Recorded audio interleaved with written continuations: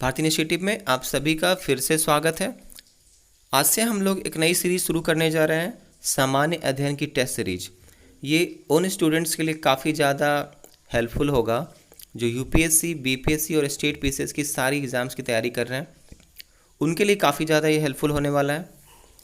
देखिए, यहाँ पर एक बात बहुत इंपॉर्टेंट है जो मैं आप सभी से कहना चाहूँगा, और वो ये कि आप अपने थाट्स और अपने जो भी सजेशंस हैं वो प्लीज़ कमेंट बॉक्स में ज़रूर बताएं कि आपको ये सेट हेल्पफुल लग रहा है, आपको ये सेट कंटिन्यू चाहिए, और अगर आपको ऐसा सेट चाहिए तो प्लीज़ आप अपने थाट्स कमेंट बॉक्स में लिखकर हमें बताएं। अकॉर्डिंग टू स्टूडेंट्स हम लोग सेट के नंबर्स भी बढ़ाएंगे और उसमें नंबर ऑफ़ क्वेश्चन भी इंक्रीज़ करेंगे।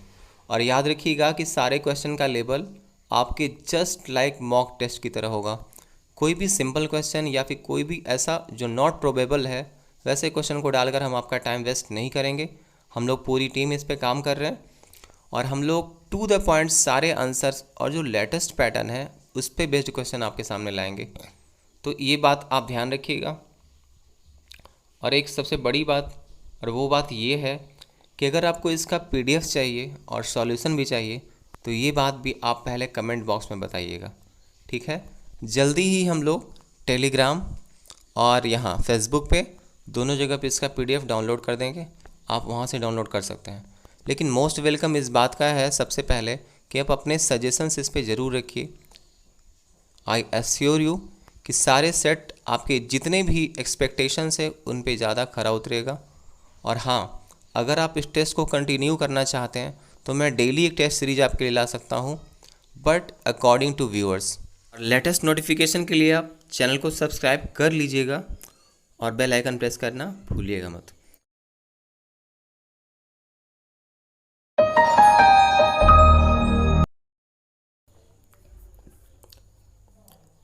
सबसे पहला क्वेश्चन है कि इन पेशवाओं का ऐतिहासिक क्रम क्या था। देखिए, मैं ऑप्शन नहीं दोहराऊंगा, आप ऑप्शन पढ़िए और अपने ऑप्शन को टिक आउट करिए एक पेज पे। तो इसका आंसर है सी, यानी सबसे पहले जिन पेशवाओं का जो क्रम था उसमें सबसे पहले जो पेशवा आए थे उसमें सबसे पहले आए थे बालाजी विश्वनाथ, उसके बाद बाजीराव, उसके बाद बालाजी बाजीराव, उसके बाद माधवराव, उसके बाद सवाई माधवराव और उसके बाद नारायण राव। तो ये सीक्वेंस हम लोगों को याद रखनी है। अब प्रश्न 2, द्विसदनीय विधानसभा है तो कहाँ है, किन किन राज्यों में। यहाँ पे कुछ राज्यों का नाम दिया हुआ है, आप उसमें से बताइए द्विसदनीय विधानसभा कहाँ है। आप सबको पता होगा विधानसभा और विधान परिषद, कुछ ही राज्यों में ये दोनों हैं। तो आपका आंसर है सभी। इन सभी राज्यों में बिहार, महाराष्ट्र, कर्नाटक, उत्तर प्रदेश और जम्मू कश्मीर, इन सभी राज्यों में द्विसदनीय विधानसभा मौजूद है। प्रश्न 3, संविधान के भाग 5 के अनुच्छेद 52 से 78 तक में किसका वर्णन है। यहाँ पे आपके ऑप्शन दिए हुए हैं। ए, राष्ट्रपति का निर्वाचन वर्णित है। बी, संघ की कार्यपालिका का वर्णन है। सी, राष्ट्रपति पर महाभियोग वर्णित है। और चौथा है राष्ट्रपति शासन वर्णित है। तो इसका ऑप्शन आप सोचिए, टिक कीजिए। मैं सिर्फ आपको 4 सेकंड का समय दूंगा, बहुत ज़्यादा नहीं। तो आपका उत्तर है बी। देखिए, इसमें संघ की कार्यपालिका का वर्णन है। सबसे पहले हम लोगों को एक बेसिक नॉलेज होना चाहिए कि संघ की कार्यपालिका कहने का मतलब क्या है। पता है कि भारत राष्ट्र जो है राज्यों का संघ है। तो देखिए, इस कार्यपालिका में क्या होता है कि इसकी शक्ति जो होती है वो राष्ट्रपति में निहित होती है, यानी प्रेसिडेंट इसमें एक्टिव होते हैं, ठीक है, राष्ट्रपति में निहित होती है। और एक बात और ध्यान से सुनना है कि इसी में अनुच्छेद 52 में हम लोग को बताया गया है कि भारत का एक राष्ट्रपति होगा, ठीक है, भारत का एक राष्ट्रपति होगा। तो इन चीज़ को हम लोग ध्यान रखें क्योंकि बेसिक नॉलेज काफ़ी ज़रूरी है। प्रश्न 4, पानीपत के दूसरे युद्ध में मुगलों के विरुद्ध अफगान सेना का सेनापति हेमू किसका सेनापति था। आपके ऑप्शन है मान सिंह, मोहम्मद आदिल शाह, सिकंदर शाह और शेर शाह।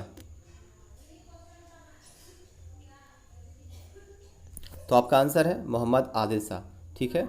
तो अफगान सेना का सेनापति हेमू किसका सेनापति था, तो वो मोहम्मद आदिल शाह का। तो मोहम्मद आदिल शाह के बारे में पहले हम लोग थोड़ा सा बेसिक नॉलेज लेते हैं कि यह बीजापुर के 7वें शासक थे। बीजापुर के 7वें शासक थे, आप सबको पता है। गोल गुंबद सुना होगा आपने नाम। और वह 1627 ईस्वी में गद्दी पर बैठे थे। कब बैठे थे? 1627 ईस्वी। ये दो बेसिक नॉलेज के बारे में है कि बीजापुर के 7वें शासक थे और 1627 में यह गद्दी पर बैठे थे। अब चलते हैं हम लोग प्रश्न 5 की ओर। निम्न कथनों पर विचार करें। 1.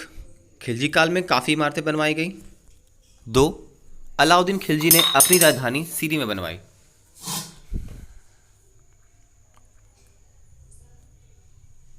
तो आपका उत्तर है ए, दोनों सही है। देखिए, खिलजी काल में काफ़ी इमारतें भी बनवाई गई और अलाउद्दीन खिलजी ने अपनी राजधानी सीरी में बनवाई। तो इस तरह से ये दोनों कथन सही हैं। अब चलते हैं प्रश्न 6 की ओर। बिंबिसार ने किस राज्य को मगध में मिलाया? बिंबिसार ने किस राज्य को मगध में मिलाया? तो इसका उत्तर है अंग। बिंबिसार ने अंग राज्य को मगध में मिलाया। तो इस तरह से मगध का हिस्सा हो गया। और एक बात कि अंग 16 महाजनपदों में से एक था। ठीक है, अंग 16 महाजनपदों में से एक था जिसकी राजधानी चंपा थी। ध्यान रखिएगा, महाजनपद वाली वीडियो में मैंने इसको पूरी तरह से बताया है। अब चलते हैं प्रश्न 7 की ओर।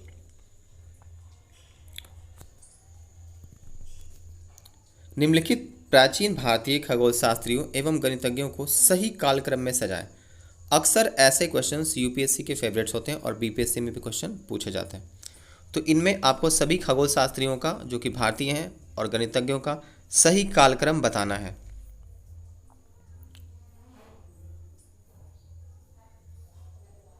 तो सही उत्तर है बी। यानी सिंपल है कि सबसे पहले जो थे, ध्यान से सुनिएगा, ऑप्शन में देखिए, सबसे पहले थे आर्यभट्ट, उसके बाद वराहमिहिर, उसके बाद ब्रह्मगुप्त और तब आए भास्कर। तो इस तरह से यह कार्यक्रम इन खगोल शास्त्रियों के बारे में सही है। चलते हैं हम लोग प्रश्न 8 की ओर। निम्न में से कौन सी शक्ति राष्ट्रपति के अधीन नहीं है?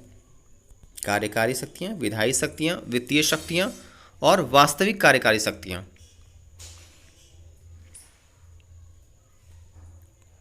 तो आपका उत्तर है डी, यानी वास्तविक कार्यकारी शक्तियां।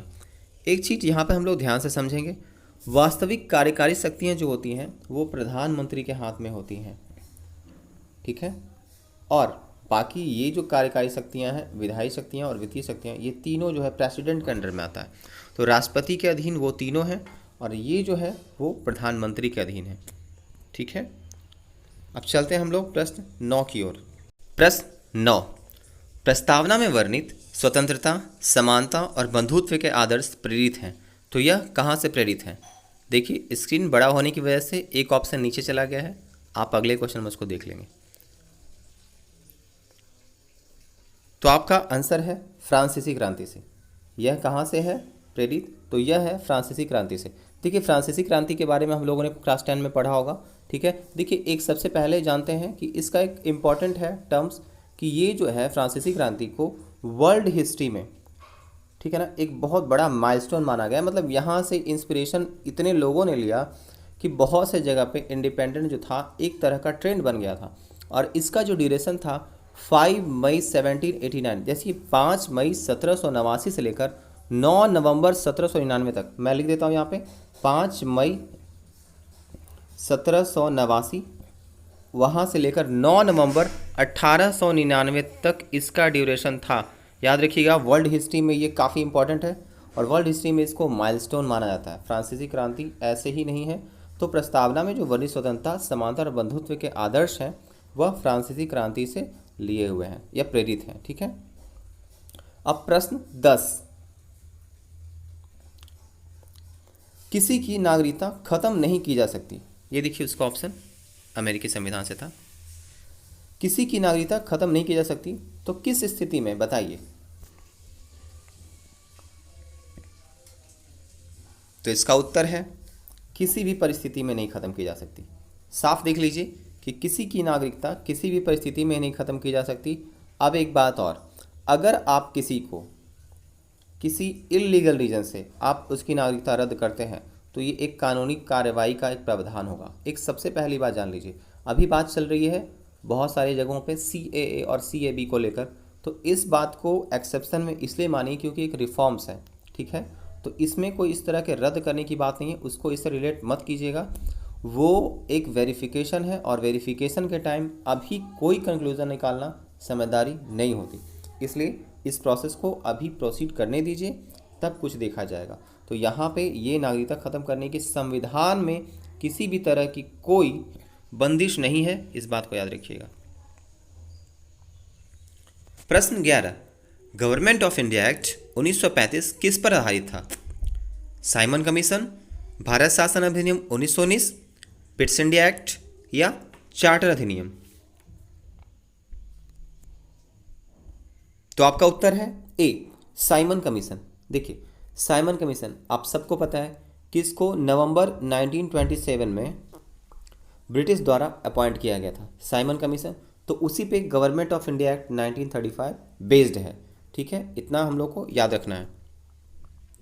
अब है प्रश्न 12, रेगुलेटिंग एक्ट 1773 के संबंध में कौन सा कथन सही है? देखिए मैं स्क्रीन और छोटा कर रहा हूँ।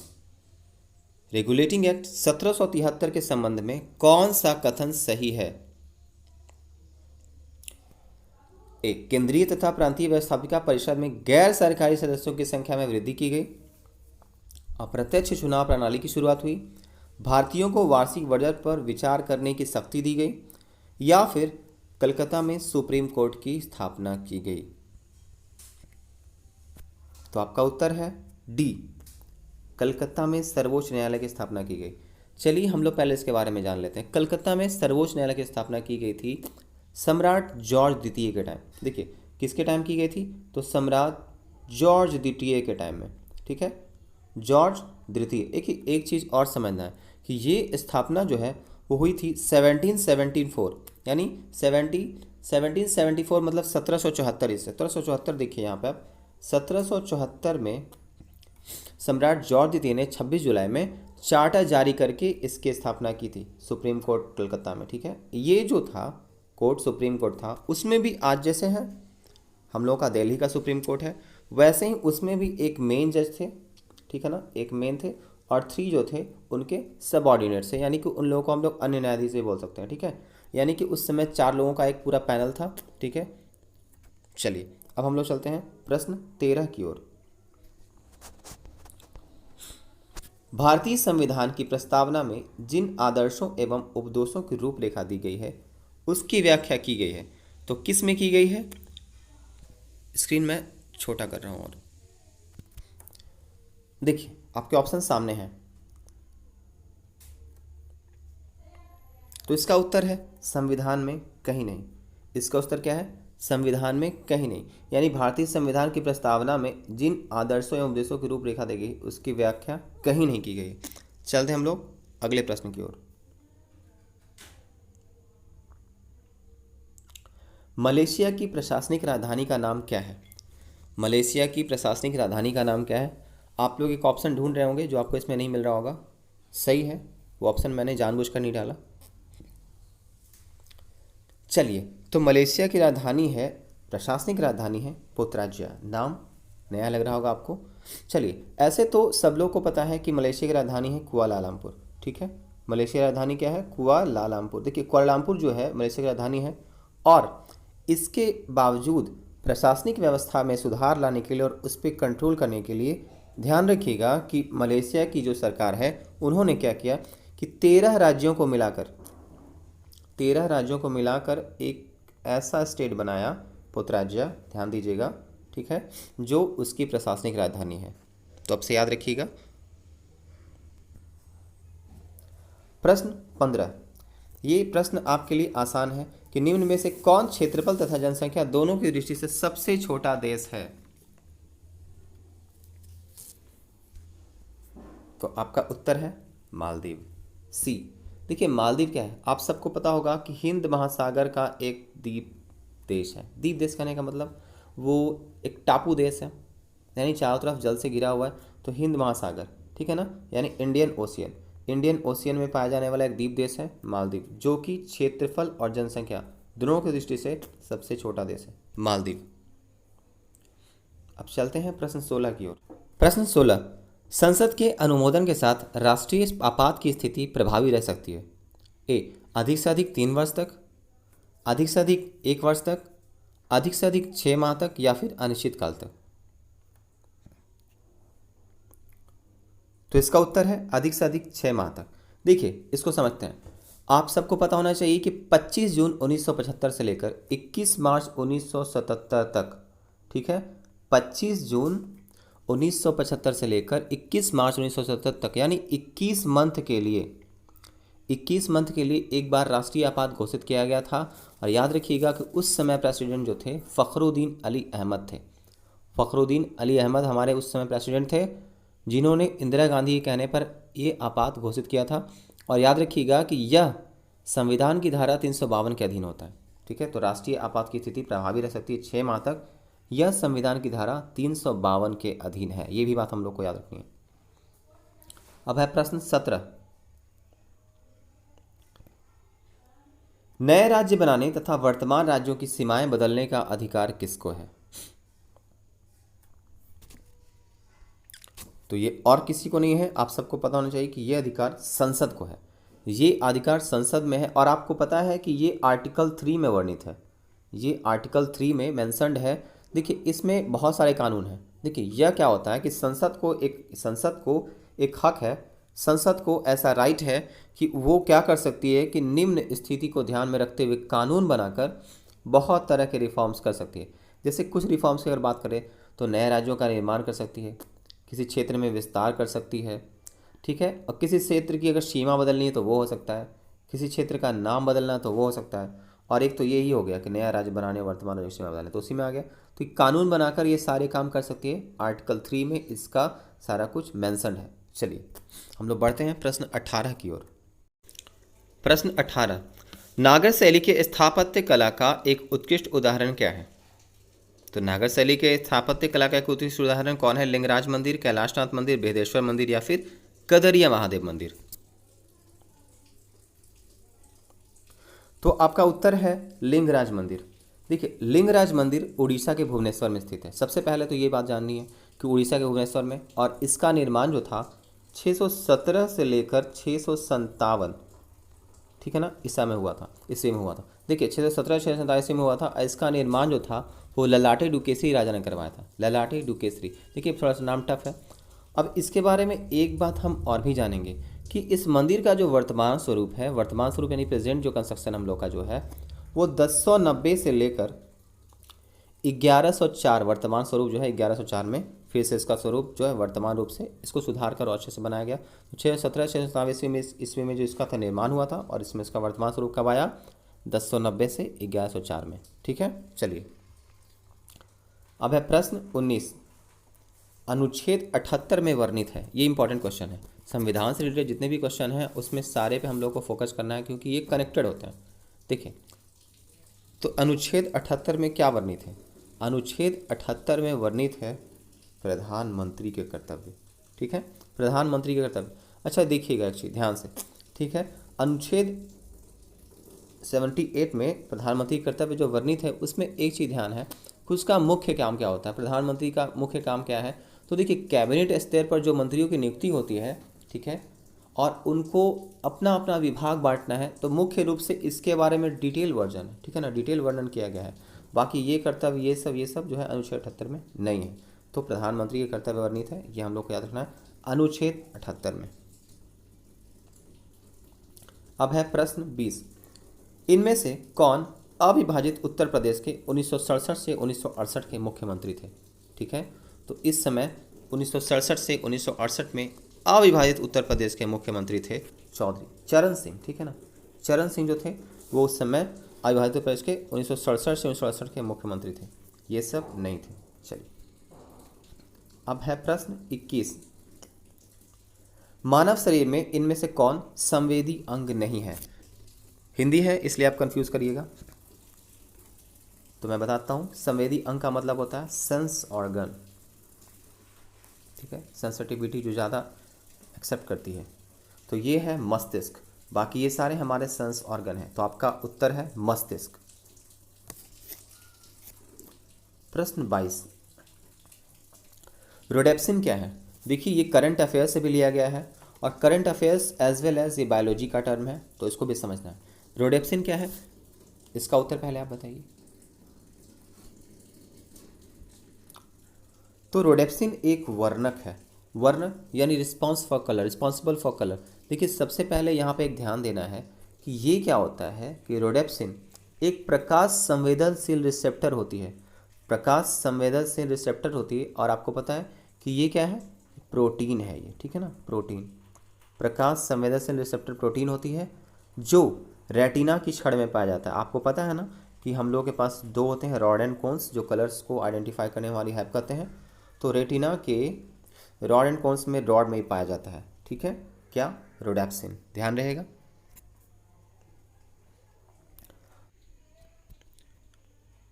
अब है प्रश्न 23, मनुष्य में कपालिक तंत्रिकाएं कितने जोड़ी होती हैं। ठीक है, मनुष्य में कपालिक तंत्रिकाएं कितने जोड़ी होती हैं। ये ऑप्शन छूट गया है, मैं ऑप्शन यहाँ पर दे दे रहा हूँ। चलिए देखते हैं। पहले सबसे पहले कपालिक तंत्रिकाएं देखकर आप कंफ्यूज हो रहे होंगे, तो इसको हम लोग बोलते हैं क्रेनियल नर्व्स। देखिए क्रेनियल नर्व्स, इसका सही उत्तर है बी। ठीक है, ये ऑप्शन सी है 20 और ऑप्शन डी है 32। ठीक है, तो इसका सही उत्तर है 12। देखिए पहले सबसे पहले हम लोग जान लेते हैं कि कपालिक तंत्रिकाएं कितनी होती हैं, क्या होती हैं। देखिए कपालिक तंत्रिकाओं का कार्य होता है कि सिर के सभी भागों को मस्तिष्क से जोड़ना। सिर के सभी भागों को मस्तिष्क से जोड़ना, मैंने बताया कि इसका इंग्लिश है क्रेनियल नर्व्स। ठीक है, यानी कपालिक तंत्रिकाएं क्या करती हैं, सिर के सभी भागों को मस्तिष्क से जोड़ती हैं। अब चलते हैं प्रश्न 24 की ओर। इनमें से किसको चिली सॉल्ट पीटर भी कहा जाता है। मोस्ट फेमस क्वेश्चन है ये। इनमें से किसको चिली सॉल्ट पीटर भी कहा जाता है। तो आपका ऑप्शन है बी। ठीक है, NaNO3 चिली सॉल्ट पीटर का एक केमिकल फॉर्मूला है। ठीक है, मॉलिक्यूलर फॉर्मूला। चलिए ध्यान देते हैं। अब है प्रश्न 24, 25। कार के बैटरी में प्रयोग होने वाला अम्ल है, तो कौन सा एसिड है, एसिटिक, हाइड्रोक्लोरिक, नाइट्रिक, सल्फ्यूरिक। तो इसका सही उत्तर है सल्फ्यूरिक एसिड। सल्फ्यूरिक एसिड को ही कार की बैटरी में यूज किया जाता है। ठीक है, चलिए अब है प्रश्न 26। निम्नलिखित में से सबसे भारी धातु क्या है। ठीक है, सोना, चांदी, पारा, प्लैटिनम। तो आपका उत्तर है प्लैटिनम। सबसे भारी धातु कौन है, तो प्लैटिनम है। प्रश्न 27, आप अपने आंसर टिक आउट करते जाइएगा, फिर मैच कर लीजिएगा। सी डैक क्या है। सी डैक क्या है, संचार उपग्रह, एक संगठन, कंप्यूटर सॉफ्टवेयर, या फिर एक विस्फोटक। तो इसका सही आंसर है एक संगठन। सी डैक क्या है, एक संगठन है। देखिए सी डैक के बारे में पता होना चाहिए आपको कि एक लैंग्वेज कंप्यूटिंग के ऊपर, ठीक है ना, लैंग्वेज कंप्यूटिंग का जो डेवलपमेंट है उससे रिलेटेड जितने भी वर्क हैं कि उसमें कैसे डेवलपमेंट होना चाहिए, उसके लिए ये इस्तेमाल की जाती है। मतलब इस संगठन का इस्तेमाल उस डेवलपमेंट के लिए किया जाता है जो लैंग्वेज कंप्यूटिंग पे वर्क कर रहे होते हैं। उसके विकास कार्य को संभालने के लिए इस संगठन का निर्माण किया गया, जिसको हम लोग सी डैक बोलते हैं। चलिए अब है प्रश्न 28। हाल ही में भारत ने सबसे हल्की और सबसे सस्ती बुलेट प्रूफ जैकेट का निर्माण किया है, उसका नाम क्या था। Bullet proof jacket, current affairs है ये क्वेश्चन। तो आपका उत्तर है भाभा कवच। भाभा कवच, देखिए इसका निर्माण जो है वो कार्बन नैनो मटेरियल से हुआ है। कार्बन नैनो मटेरियल से इसका निर्माण किया गया। ये टेक्नोलॉजी जो है वो देखिए पहले ये प्रौद्योगिकी जो कार्बन नैनो मटेरियल को ट्रांजिट करने के बाद स्वदेशी रूप से विकसित की गई है, तब जाके ये बुलेट प्रूफ जैकेट बनी है। ये बुलेट प्रूफ जैकेट बहुत ज़्यादा महंगी भी नहीं है, अभी कॉस्ट में ये थोड़ा ज़्यादा मतलब ये है किफ़ायती, और भारत में और सबसे हल्की भी है। ऐसे आमतौर पर बुलेट प्रूफ जैकेट का वजन जो है काफ़ी ज़्यादा होता है। अब चलते हैं प्रश्न 29 की ओर। साइंस एंड टेक्स्ट का क्वेश्चन है। साइकम और क्वांटम प्रोसेसर की सहायता से एक गणना को कितने सेकंड में हल किया जा सकता है। तो साइकम और क्वांटम प्रोसेसर की सहायता से आपको आपका उत्तर है 200 सेकंड। ठीक है, 200 सेकंड में हल किया जा सकता है। अब एक बात मैं आपको पहले बताता हूँ कि एक कंप्यूटर का अभी हाल ही में काफ़ी ज़्यादा हम लोगों ने करंट अफेयर्स में इसके बारे में चर्चा सुनी होगी, 3D कंप्यूटिंग की बात की थी। 3D कंप्यूटिंग सबको पता है। देखिए इसमें क्या होता है कि ये अभी सबसे मोस्ट एडवांस वर्जन और जो कंप्यूटर की कैपेबिलिटी है उसके एनहांसमेंट की बात हो रही थी। यानी अक्सर हम लोग जानते हैं कि ये बाइनरी फॉर्मेट में डेटा को समझता है, ठीक है, और इस पे बेस्ड सारे प्रॉब्लम को सॉल्व करता है और उसका आउटपुट देता है। लेकिन अब 0 और 1 के बीच में भी अगर कोई वैल्यू लाइज करती है, जैसे पाई में हो गया, रूट में हो गया, तो इस तरह से इन सब चीज़ों को भी ये अब सॉल्व करने की कोशिश करेगा। मतलब एक कंप्यूटर का नया डायमेंशन क्रिएट होगा 3D कंप्यूटिंग से। तो उसी के संबंध में ये साइकम और क्वांटम प्रोसेसर जो है वो उसकी भी बात की जा रही है। ये 200 सेकंड में किसी भी डेटा को हल करने की कोशिश करेगा, जो नॉर्मल कंप्यूटर 10,000 घंटे भी ले सकता है उसके लिए। अब है प्रश्न 30। हेनले पासपोर्ट इंडेक्स 2020 के अनुसार पासपोर्ट की मजबूती के मामले में भारत का स्थान विश्व में कितना है? हेनले पासपोर्ट इंडेक्स 2020 के अनुसार पासपोर्ट्स की मजबूती में, अच्छा पहले ये जानते हैं भारत का स्थान विश्व में कितना है। पहले ये जानते हैं हम लोग कि ये पासपोर्ट की मजबूती का मतलब क्या होता है। उससे पहले हम आपको इस प्रश्न का उत्तर बता देते हैं। तो इसमें भारत का स्थान है 84वां। इसमें भारत का स्थान है 84वां। देखिए हेनले एंड पासपोर्ट पार्टनर जो है, हेनले एंड पार्टनर्स, इन लोगों के द्वारा ये लिस्ट जारी की जाती है, हेनले एंड पार्टनर्स, ध्यान रखिएगा। इन लोगों का कहना ये होता है कि ये कहने का इस लिस्ट के जारी होने के बाद कुछ चीज़ें डिसाइड हो जाती हैं, जैसे कि कौन सा आदमी विदाउट वीज़ा या बिना वीज़ा के किसी भी देश में आ जा सकते हैं अपने सिर्फ पासपोर्ट के आधार पे, पासपोर्ट के बल पे। तो इससे ये पता चलता है कि उस पासपोर्ट की मजबूती कितनी है। ठीक है, तो इन सब को रैंक वाइज एक पोस्ट दिया जाता है। इसमें देखिए पिछले साल भी जापान था जो नंबर 1 पे था, जापान नंबर 1 पे। ठीक है, आपने सब सारे वीडियोस में देखा होगा कि हाँ इसमें फर्स्ट पूछा जाता है, सेकंड पूछा जाता है, थर्ड और इंडिया की रैंक पूछी जाती है, तो सही है। तो सेकंड नंबर पे था सिंगापुर, और थर्ड में 2 है, ठीक है, जर्मनी और दक्षिण कोरिया, जर्मनी और दक्षिण कोरिया। ठीक है, तो ये 3 पे है, 3 नंबर पे, और भारत का स्थान तो 84वां है ही। तो हेनले पासपोर्ट इंडेक्स के अनुसार भारत का स्थान क्या है? 84वां। प्रश्न 31। इनमें से कौन एक ऐसी मंत्री स्तरीय वार्ता है जो 2 देशों के मंत्रालयों के मध्य आयोजित की जाती है? 2 देशों के मंत्रालयों के बीच की जाती है आयोजित। आपका उत्तर है 2+2 वार्ता। 2+2 वार्ता, देखिए 2+2 वार्ता जो भी अभी तो हम लोगों के यहाँ जो हुई थी वो भारत और अमेरिका के बीच, ठीक है, जिसमें यहाँ से भी 2 मंत्री गए थे और वहाँ से भी 2 मंत्री थे। इसमें मुख्य रूप से सुरक्षा, रक्षा तकनीक और साझेदारी के लिए बातें होती हैं।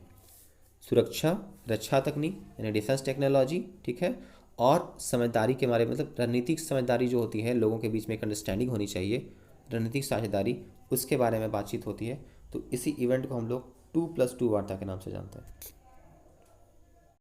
अब है प्रश्न 32। कोरिंगा वन्य जीव अभयारण्य कहाँ है?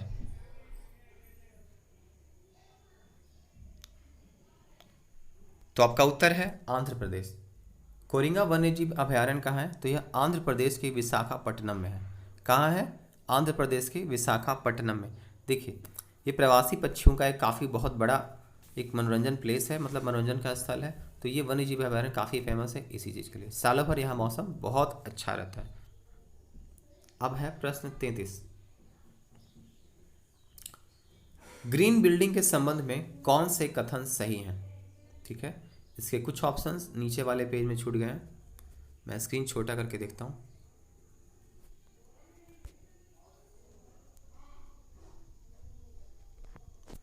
ग्रीन बिल्डिंग के संबंध में कौन कौन से कथन सत्य हैं? यह एक रेटिंग एजेंसी है, रेटिंग प्रणाली है, भारत में हरित भवनों को बढ़ावा देने के लिए स्थापित गृह है, या इनमें बड़ी मात्रा में घरों के आसपास पौधे लगाए जाते हैं। तो आपका उत्तर है इनमें से सभी। आपका उत्तर क्या है? इनमें से सभी। ग्रीन बिल्डिंग में रेटिंग प्रणाली भी है, यह हरित भवनों को बढ़ावा देने के लिए स्थापित गृह भी है, और इनमें बड़ी मात्रा में घरों के आसपास पौधे लगाए जाते हैं। अब चलते हैं प्रश्न 34 की ओर।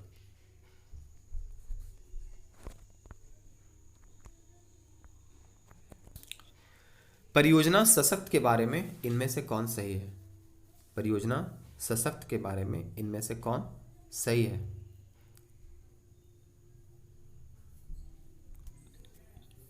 तो आपका ऑप्शन है बी सही। यह देश में जितने भी सरकारी बैंक है उनकी एनपीए की समस्या को दूर करेगा।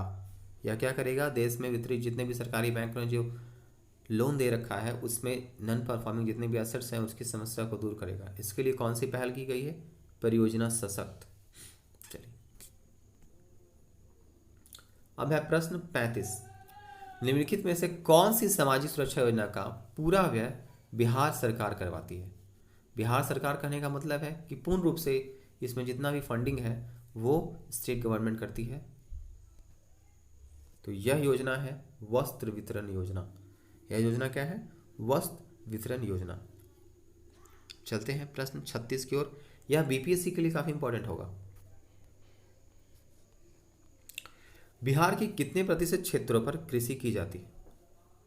तो बिहार के कितने प्रतिशत क्षेत्रों पर कृषि की जाती है? तो आपका उत्तर है बी 63% क्षेत्रों पे। 63% क्षेत्रों पे बिहार में कृषि की जाती है।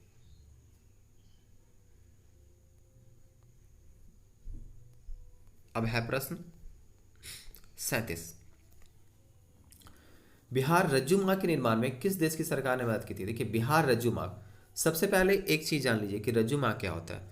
आपने कभी राजगीर विजिट किया होगा तो वहाँ पे एक रोपवे होता है जिसमें एक ऐसी ट्रॉली होती है और ट्रॉली में लोग बैठते हैं और ये रोपवे एक पोल से दूसरे पोल पर जाता है। ठीक है, तो यही है रज्जू मार्ग। ठीक है, तो ये किस सरकार ने इसमें मदद की थी? तो आपका उत्तर है जापान। जापान सरकार ने इसमें भारत की मदद की थी। बिहार स्टेट गवर्नमेंट को इससे काफ़ी ज़्यादा फायदा भी हुआ था और उस समय ये काफ़ी ज़्यादा नई टेक्नोलॉजी थी। चलिए, प्रश्न 38। संपूर्ण क्रांति के जनक कौन थे? तो संपूर्ण क्रांति के जनक थे, हाँ ऑप्शन सी, जयप्रकाश नारायण। कौन थे? जयप्रकाश नारायण। ये बात भी याद रखिएगा, संपूर्ण क्रांति के जनक कौन थे? जयप्रकाश नारायण। अब चलते हैं प्रश्न 39 की ओर। बिहार में सर्वाधिक औसत तापमान वाला जिला कौन है?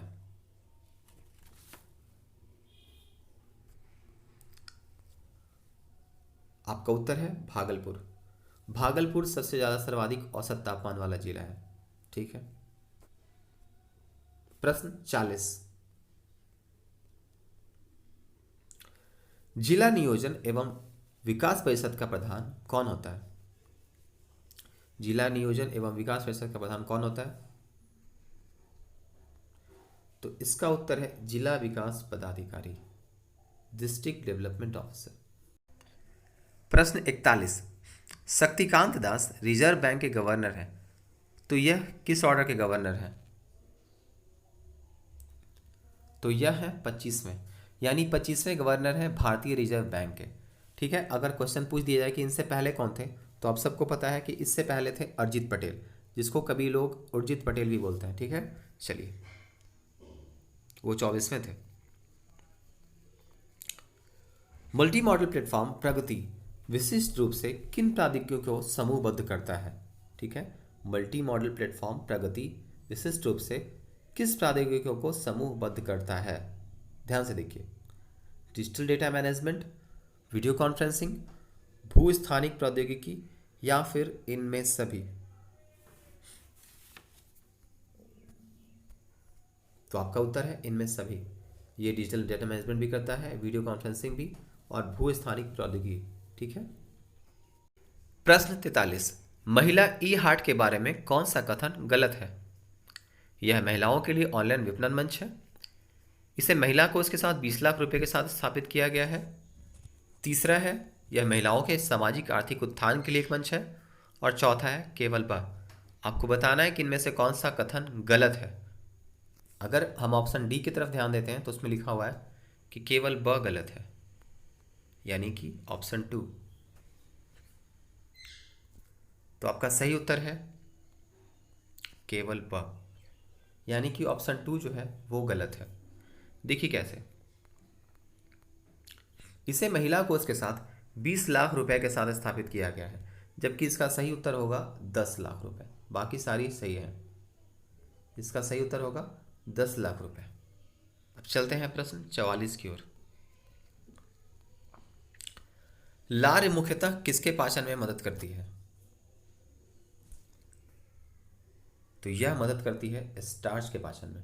लार स्टार्च के पाचन में मदद करती है। प्रश्न 45, इंडिया बाय द नील नामक सांस्कृतिक महोत्सव कहाँ मनाया जाता है? ठीक है, इंडिया बाय द नील नामक सांस्कृतिक महोत्सव कहाँ मनाया जाता है? आप इसको देख रहे होंगे इस प्रश्न में कि सारे जो हैं वो देश से बाहर के स्थानों का जिक्र किया गया है। तो आपका उत्तर है मिस्र। इंडिया बाय द नील नामक सांस्कृतिक महोत्सव मिस्र में मनाया जाता है। आपको पता होना चाहिए कि इसकी शुरुआत 8 मार्च 2017, ध्यान से इसको देखिएगा, 8 मार्च 2017 में यह दो देशों के बीच साझेदारी, निर्माण और देश की, जितने की स्थायी साझेदारी मतलब परमानेंट होना चाहिए साझेदारी, कोऑर्डिनेशन, संस्कृति, कला और व्यंजनों में विविधता जो होती है उसके अंतर को ये करती है, नष्ट करती है, खत्म करती है। ये इंडिया बाय द नील जो है ये विविधता को दर्शाता है कि नहीं, डाइवर्सिटी है कंट्री में, हमें आपकी संस्कृति और हमें और आपको हमारी संस्कृति दोनों के बीच एक तालमेल रखनी है। तो मिस्र में इसी चीज़ को लेकर यह जो है इंडिया बाय द नील सांस्कृतिक महोत्सव का आयोजन किया गया था 8 मार्च 2017 में। अब है प्रश्न 46, विश्व विरासत दिवस कब मनाया जाता है? तो आपका उत्तर है 18 अप्रैल। विश्व विरासत दिवस 18 अप्रैल को मनाया जाता है। और ये क्यों मनाया जाता है? तो ये मनाया जाता है जितने भी विरासत स्थल हैं वर्ल्ड के, उन सबको संरक्षण देने के लिए और उसके प्रति जागरूकता भी प्रदान करने के लिए। अब चलते हैं प्रश्न 47 की ओर। संविधान सभा ने राष्ट्रीय गान को कब स्वीकार किया?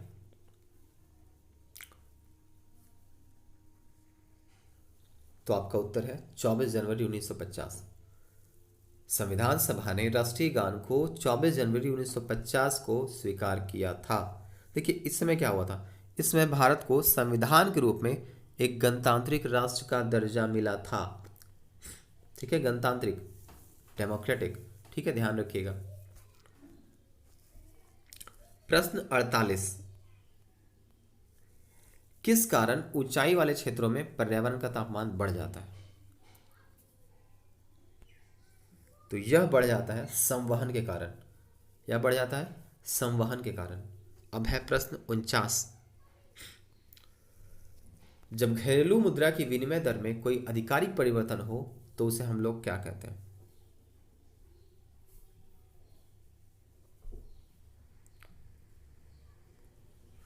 उसे हम लोग बोलते हैं पुनर्मूल्यांकन। अब इस सेट का आखिरी प्रश्न, चलते हैं प्रश्न 50 की ओर। किस पादप को साकीय भारतीय डॉक्टर कहा जाता है? 90% लोग इसको नीम बोलते हैं, नीम, मगर साकीय जब बात होगी तो आपको बात करना है आंवला। आंवला को साकीय भारतीय डॉक्टर कहा जाता है। उम्मीद है ये शुरुआत आप सबों को पसंद आई होगी। वीडियो को देखने के लिए धन्यवाद और अपने सुझाव और विचार आप कमेंट बॉक्स में ज़रूर दें। हम उस पर आधारित सभी प्रश्न को लाएंगे और उस पार्टिकुलर टॉपिक पे जिस पे आपके कमेंट्स ज़्यादा आते हैं हम लोग एक सेपरेट वीडियो बनाएंगे और सेट का स्ट्रक्चर हम लोग एकदम मॉडर्न पैटर्न पे कर देंगे ताकि आप सबको जब भी टेस्ट सॉल्व कर रहे हो ये लगे कि ये एक्चुअल पेपर है। ठीक है, चैनल को सब्सक्राइब करना ना भूलें। धन्यवाद।